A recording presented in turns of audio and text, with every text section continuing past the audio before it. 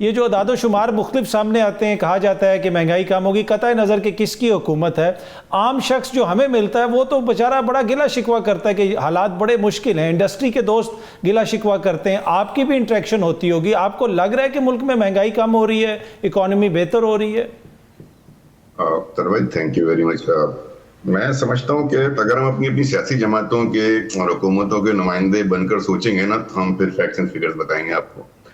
और अगर आप आवाम की राय जानना चाहते हैं तो वो तो खुश नहीं है, महंगाई उनके लिए कम नहीं हो रही है और उनको इससे गर्ज नहीं है कि टैक्स टू जीडीपी रेशो क्या है, एक्सपोर्ट कितनी बढ़ गई, कितनी कम हो गई, ये उनके लिए सिर्फ एक नंबर्स हैं। और जो हमारा लोअर मिडिल क्लास है, वर्किंग क्लास है, वो तो बहुत सारी चीजों में फंस चुका है ना। बिजली के बिल भी उसके सर पर हैं, तो महंगाई प्लस है, बिजली के बिल हैं, आमदनी बढ़ नहीं रही, अखराजात ज्यादा हैं, बढ़ते चले जा रहे हैं हर माह। जैसे हमारा मुल्क डेफिसिट में जाता है ना, हर घराना डेफिसिट में, हर माह 20-25-30 हजार रुपए कहीं ना कहीं से लोन ले रहा है या अपना कुछ बेच रहा है, सेविंग्स में से निकाल रहा है। ये पोजीशन है लोगों की, लोग खुश नहीं। और जाहिर है कि जो मुल्क कर्ज पे चल रहा हो, कर्ज लेना बुरी बात नहीं होती है। कर्ज तो बहुत बड़े बड़े, अमेरिका लेता है कर्ज, बरतानिया लेता है कर्ज, IMF के पास जाता है। IMF के पास जाना कोई बुरी बात नहीं है, मैं तो उसको बुरा बात समझता ही नहीं हूँ। लेकिन उस कर्ज के इस्तेमाल से क्या प्रोडक्टिविटी आ रही है, ये प्रॉब्लम है ना। ये हमारे यहाँ प्रॉब्लम ये है। अब देखो ना, हमारे एक इंडस्ट्री है टेक्सटाइल की, उसका बड़ा अवेला है कि टेक्सटाइल में, भाई टेक्सटाइल में आपको पता है कि हम कितना मटेरियल इंपोर्ट करते हैं, कितना मटेरियल कॉटन समेत जो उसका इंपोर्ट, हम तो इंपोर्ट करते हैं, उसको रीब्रांड करते हैं, रीपैकेज करते हैं, फिर वो एक्सपोर्ट होता है।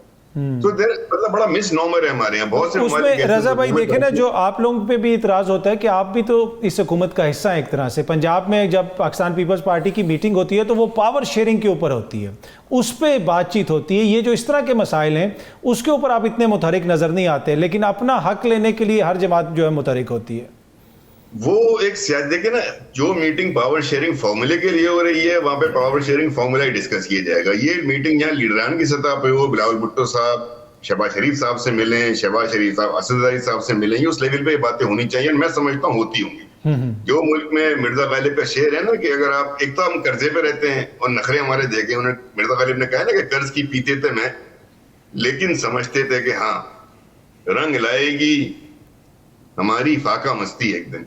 मतलब आप कर्ज लेके जिंदा हैं और कर्ज लेने के बाद आप देखिए ना, बहुत से ममालिक ऐसे दुनिया में जिसकी मिसालें दी जा सकती है जहां से एक्सपोर्ट सर्विसेज होती हैं। ठीक है, IT इनेबल्ड सर्विसेज हैं, फाइनेंशियल सर्विसेज हैं, लीगल सर्विसेज हैं, कॉल सेंटर्स हैं, there are so many other sectors, इसको हम एक्सप्लोर नहीं करते। तो 3 इंपॉर्टेंट आइटम होते हैं।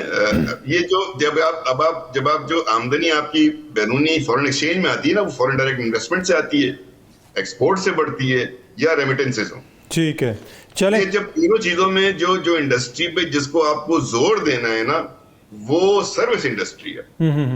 दुनिया वहां जा रही है। अब आप मुझे बताएं, गंदम हम इंपोर्ट करते हैं, चावल हमें कभी कभार इंपोर्ट करनी पड़ जाती है, दाल इंपोर्ट आप कर रहे हैं, हमारे भाई निसार भाई बताया, टमाटर, एक जमाने में टमाटर इंपोर्ट हो रहे थे, जी। अभी भी सब्जियां इंपोर्ट होती हैं आपकी। हम एग्रीकल्चरी जो है ना, वो सेल्फ सफिशिएंट मुल्क हुआ करते थे। तो बहुत सारे मल्टीपल प्रॉब्लम है। टैक्स के अंदर आप जी, तो रजा भाई देखे, रजा भाई आपकी रजा भाई शायद ही आपकी कोई ऐसी बात हो जिससे मैं इख्तलाफ कर सकूं। हाँ, छोटा सा इतराज ये है कि आप लोग हुकूमत का हिस्सा हैं, आप लोग सिंध में भी हुकूमत में हैं, आप वफाक में भी हुकूमत में हैं। ये अगर मसाइल आप हल करें ना, हमें बताएं कि 4 हमने हल कर दिए, 15 रह गए, तो कम से कम हमें कोई हौसला हो जाए। आप हमें मिसाइल गिनवा रहे हैं। मैंने आपकी बात मान ली और ये ऐसा ही है, हुकूमतों ही की जिम्मेदारी है। लेकिन अगर मुल्क में सियासी अदम इस्तेकाम होगा, आज हुकूमत गई, कल हुकूमत गई, कल सुप्रीम कोर्ट केस चल रहा है, पता नहीं क्या होगा। प्राइम मिनिस्टर अभी वजीर आला KP का आपने वो निकाल दिया है, पता नहीं सच है झूठ है, क्या होने जा रहा है। पूरे KP के अंदर एक अजीब सी अफरा तफरी हो गई। आप समझते हैं इसमें मईशत बेहतर होगी? रजा भाई, ये जो मामला है सारा अदलिया के हवाले से इस्लाहात का, ये वैसे तो वक्त की ज़रूरत है। आप क्या समझते हैं कि वक्त जो इस वक्त है, क्या ये ठीक मुनासिब वक्त है या वेट कर लिया जाए, नए चीफ जस्टिस आ जाएं, फिर मामलात को आगे बढ़ाया जाए?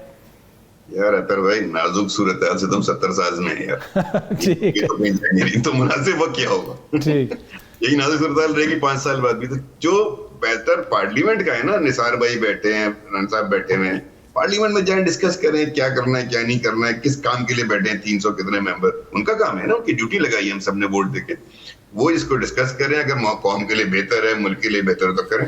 जहां तक बात है, मैं एक बात से बड़ा मुताद हूँ, आजकल गुफ्तगू हो रही है, मुझे बड़ी परेशान करती है अदर भाई, कि हम जस्टिस मंसूर को जो है बहुत कंट्रोवर्शियल बना रहे हैं, जबकि वो इंतहाई honest, credible, he is one of the most competent, most respected जज। हम उनके वकील क्यों बने?